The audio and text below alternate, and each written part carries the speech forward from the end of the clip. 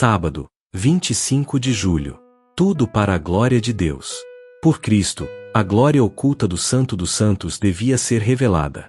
Ele sofrerá a morte por todo ser humano, e por essa oferta, os filhos dos homens deviam se tornar filhos de Deus. Com o rosto descoberto, contemplando como por um espelho a glória do Senhor, os crentes em Cristo deviam ser transformados na mesma imagem, de glória em glória. O propiciatório, sobre o qual repousava a glória de Deus no Santíssimo, é acessível a todo o que aceitar a Cristo como propiciação pelo pecado, e por seu intermédio eles são postos em companheirismo com Deus. O véu está rasgado, a parede de separação derrubada, o escrito de ordenanças foi cancelado. Pela virtude de seu sangue a inimizade está abolida. Pela fé em Cristo, judeus e gentios podem partilhar do pão vivo. A simples história da cruz de Cristo, seus sofrimentos e morte pelo mundo, sua ressurreição e ascensão, sua obra mediadora em favor do pecador perante o Pai, subjuga e quebranta o coração duro e pecaminoso, e leva o pecador ao arrependimento. O Espírito Santo apresenta-lhe o assunto sob novo aspecto, e o pecador compreende que o pecado deve ser um tremendo mal para custar tal sacrifício para sua expiação. Quão ofensivo deve ser o pecado para que nada menos que o remédio da morte do Filho de Deus pudesse salvar o ser humano das consequências de sua culpa. Por que foi isso feito em favor do ser humano? Foi porque Deus o amava, e não queria que ninguém perecesse, mas que todos viessem ao arrependimento, crescem em Jesus como Salvador pessoal e tivessem a vida eterna. Filhos e filhas de Deus, 9 de agosto. A atuação do Espírito de Deus não remove de nós a necessidade de exercer nossas faculdades e talentos, mas nos ensina como usar cada faculdade para a glória de Deus. Quando estão sob a especial direção da graça de Deus, as faculdades humanas são suscetíveis de ser usadas para o melhor propósito na terra. A ignorância não aumenta a humildade nem a espiritualidade de algum professo seguidor de Cristo. As verdades da palavra divina podem ser mais bem apreciadas pelo cristão intelectual. Cristo pode ser mais bem glorificado por aqueles que o servem inteligentemente. O grande objetivo da educação é habilitar-nos a usar as faculdades que Deus nos deu, de tal maneira que exponha melhor a religião da Bíblia e promova a glória de Deus. E recebereis poder, 17 de maio. Domingo, 26 de julho. Conhecimento versus amor. Aquele que tem o amor de Deus derramado no coração refletirá a pureza e o amor existentes em Jeová e representados por Cristo neste mundo. O que possui o amor de Deus no coração não tem inimizade contra a lei de Deus, mas presta voluntária obediência a todos os seus mandamentos, e isso constitui o cristianismo. O que se acha possuído de supremo amor a Deus revelará amor a seus semelhantes, que a Ele pertencem tanto pela criação como pela redenção. O amor é o cumprimento da lei, e é dever de todo filho de Deus prestar obediência a seus mandamentos. A lei de Deus, que é perfeita santidade, é a única norma verdadeira de caráter. O amor exprime-se na obediência, e o amor perfeito lança fora o temor. Os que amam a Deus têm o seu selo na fronte e praticam as obras de Deus. Quem dera que todos quantos professam o cristianismo soubessem o que significa amar realmente a Deus. Eles teriam certa compreensão de sua infinita santidade, sabendo que Ele é nobre e sublime, e o cortejo de sua glória enche o templo. Esses teriam poderosa influência sobre a vida e o caráter dos que os rodeiam, os quais atuariam qual fermento entre a massa da humanidade, transformando outros pelo poder de Jesus Cristo. Ligados à fonte de poder, nunca perderiam sua influência vital, mas sempre cresceriam na eficiência, crescendo sempre na obra do Senhor. Filhos e filhas de Deus, 14 de fevereiro. A fé não é um narcótico, mas um estimulante. Contemplando o Calvário, nossa mente não se detém no não cumprimento do dever, mas criará a fé que irá atuar, purificando-a de todo o egoísmo. A fé em Cristo que salva o coração não é o que muitos imaginam que seja. Creiam, creiam, é o seu grito. Apenas creiam em Cristo, e serão salvos. É tudo o que vocês têm de fazer. Embora a fé verdadeira confie inteiramente em Cristo para a salvação, ela conduzirá à perfeita conformidade com a lei de Deus. Há dois erros que os filhos de Deus, em particular aqueles que há pouco passaram a confiar em sua graça, precisam especialmente evitar. O primeiro é o de se reportar às próprias obras e confiar naquilo que podem realizar para ficar em harmonia com Deus. Aquele que procura tornar-se santo buscando, por meio das próprias obras, guardar a lei está tentando algo impossível. O erro oposto, e não menos perigoso, é acreditar que Cristo isenta a pessoa de guardar a lei de Deus, e supondo que somente pela fé nos tornamos participantes da graça de Cristo, acreditar que nossas obras nada têm a ver com nossa redenção. Note, porém, que a obediência não é uma mera concordância externa e sim uma consequência do amor.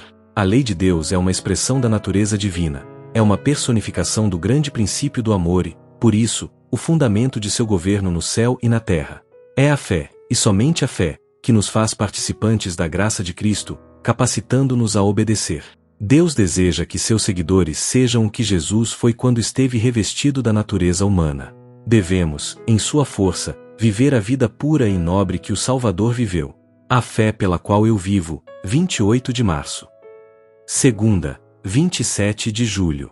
Amor abnegado. Na palavra de Deus somos ensinados a ser bondosos, ternos, compassivos e corteses. Cultivem amor semelhante ao de Cristo. Tudo o que fizerem deve receber o cunho desse amor. Os que não proferem as palavras e não fazem as obras de Cristo estão procurando entrar no céu de algum outro modo que não seja passar pela porta. Não procurem preservar sua fria dignidade que não se assemelha à de Cristo. Isso não é religião, isso não é cristianismo. O que vocês necessitam é da luz que resplandece na face de Cristo para fazer com que sua face resplandeça com o brilho de seu amor. Ponham de lado sua dignidade inflexível. Deus não mandou que vocês acalentassem isso. Encham o coração com o amor de Cristo. Então seu rosto irradiará uma empatia semelhante à de Cristo. Alguns que labutam em coisas santas não têm fé em Deus nem em seu poder. Multiplicam seus esforços para obter a salvação por seus próprios meios. Quão deploráveis são os seus empenhos inúteis para justificar-se e para resistir à correnteza descendente do mal. São destituídos de poder, pois não fazem de Deus sua confiança. Deus é a eterna e não criada fonte de todo o bem. Todos os que olham para Ele e confiam nele verificam que é assim. Aos que o servem, apegando-se a Ele como a seu Pai Celestial, Deus dá a certeza de que cumprirá suas promessas. Sua alegria estará no coração deles, e seu prazer será completo. Este dia com Deus, 14 de setembro.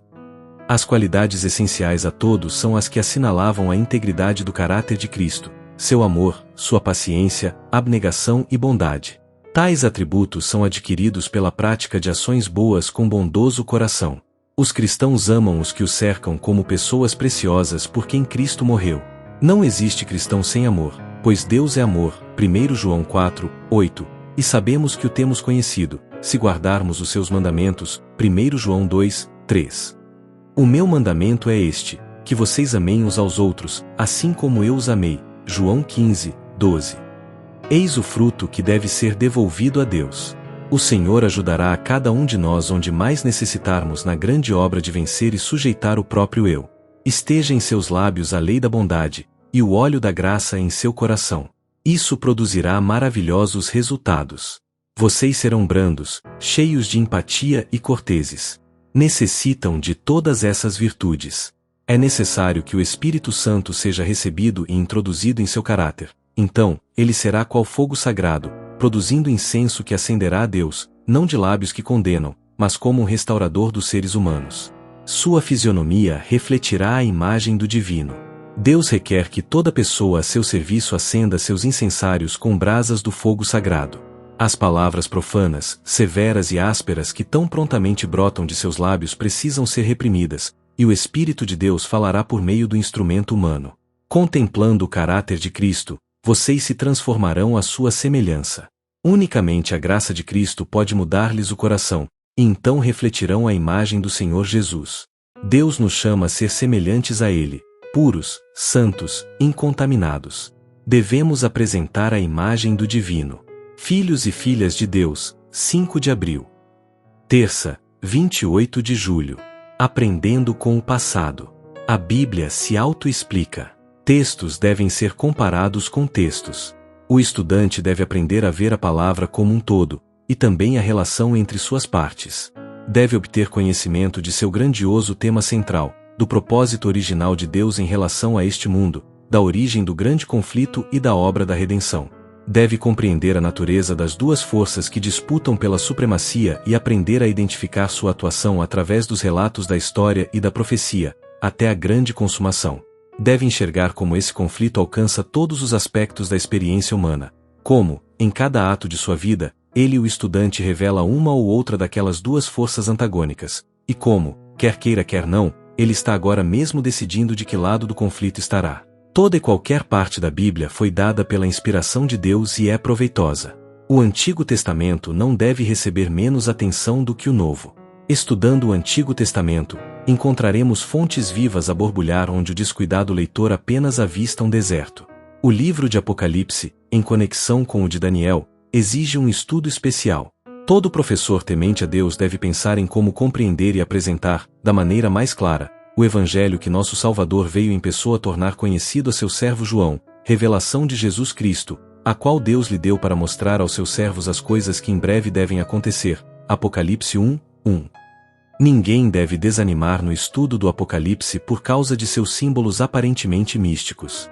Se algum de vocês necessita de sabedoria, peça a Deus, que a todos dá com generosidade e sem reprovações. Tiago 1, 5. Bem-aventurado aquele que lê, e bem-aventurados aqueles que ouvem as palavras da profecia e guardam as coisas nela escritas, pois o tempo está próximo. Apocalipse 1, 3. Quando se desperta um verdadeiro amor para com a Bíblia, e o estudante começa a compreender como é vasto o campo e precioso seu tesouro, ele desejará aproveitar toda oportunidade para se familiarizar com a palavra de Deus. Seu estudo não se limitará a nenhum tempo e lugar especiais. E esse estudo contínuo é um dos melhores meios de cultivar o amor para com as Escrituras. Que o estudante mantenha a Bíblia sempre consigo. Tendo oportunidade, leia um texto e medite nele. Enquanto caminha, aguarda uma condução ou espera alguém, deve aproveitar a oportunidade para obter algum pensamento precioso extraído do tesouro da verdade. Educação, páginas 135 e 136.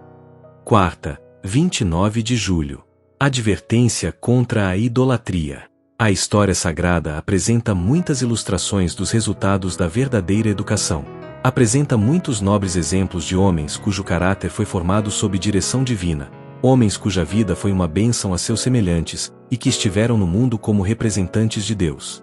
Entre esses estão José, Daniel, Moisés, Elias e Paulo, os maiores estadistas, o mais sábio legislador, um dos mais fiéis reformadores e o mais ilustre instrutor que o mundo já conheceu, com exceção daquele que falou como nenhum outro.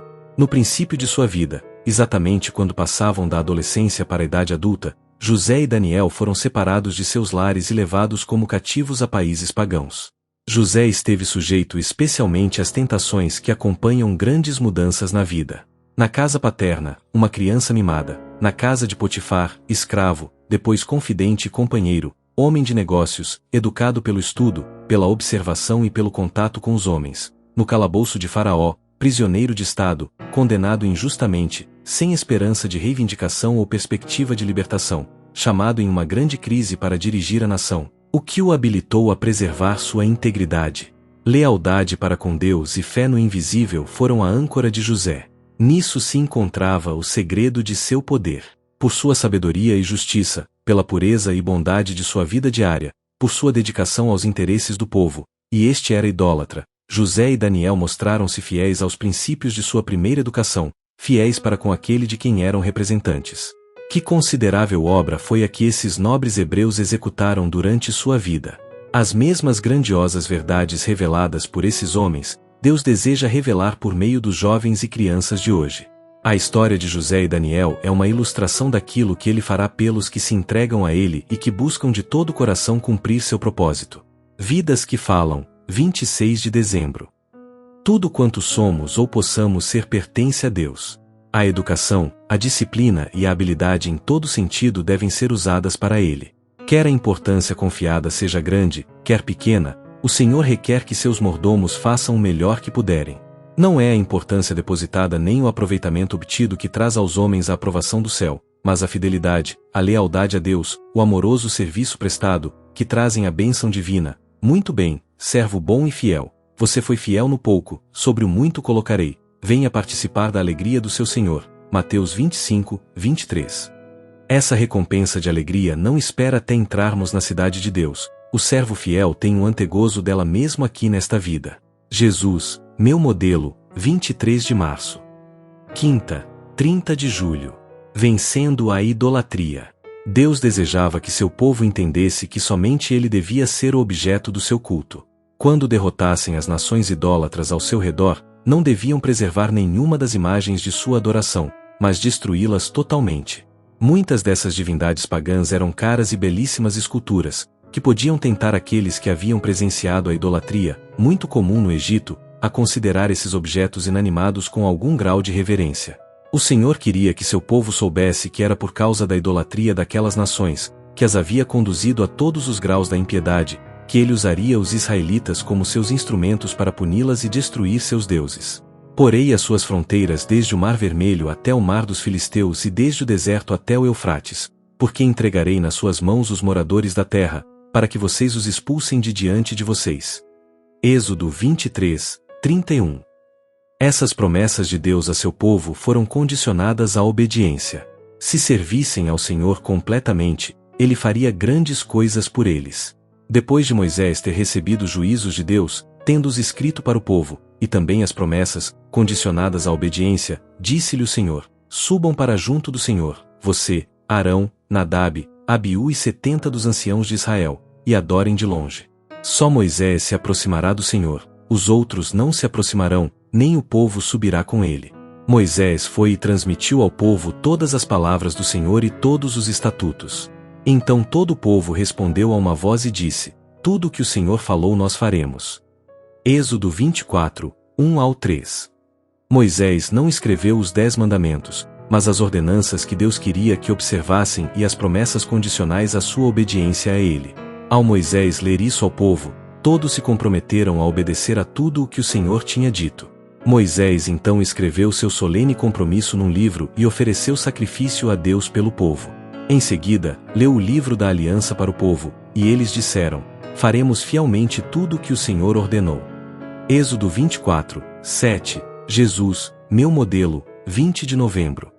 Chegando ao Egito, José foi vendido a Potifar, capitão da guarda do rei, a cujo serviço ficou durante 10 anos. Ali foi exposto a tentações nada triviais. Estava em meio da idolatria.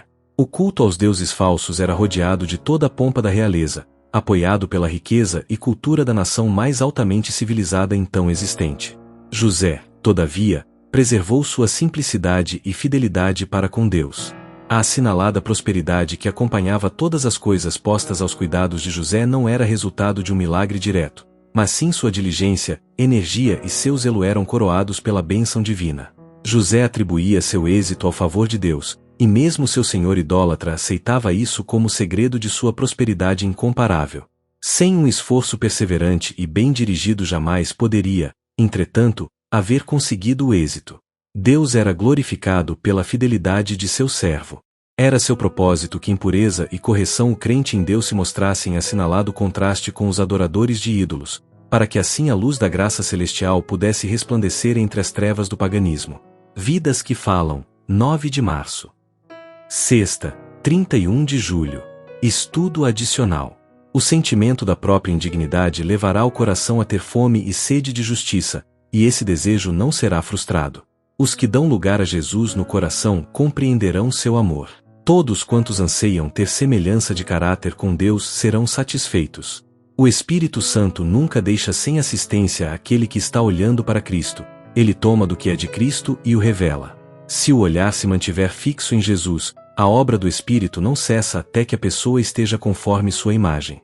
O puro elemento do amor expandirá o coração, comunicando-lhe capacidade para altas conquistas, para maior conhecimento das coisas celestiais, de maneira que a pessoa não fique aquém da plenitude.